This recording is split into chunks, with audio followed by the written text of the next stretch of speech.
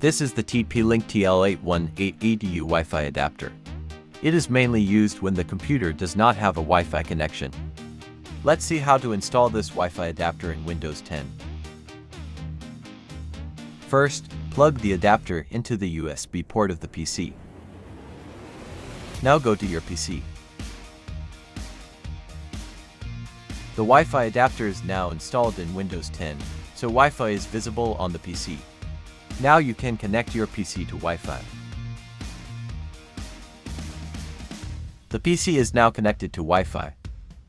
If the Wi-Fi adapter does not work even after plugging it into the USB port of the PC, then go to the second method. First, remove the Wi-Fi adapter from here. Plug the Wi-Fi adapter into the 2.0 USB port of the PC. After plugging the Wi-Fi adapter into the 2.0 USB port of the PC, Wi-Fi will be visible on the PC.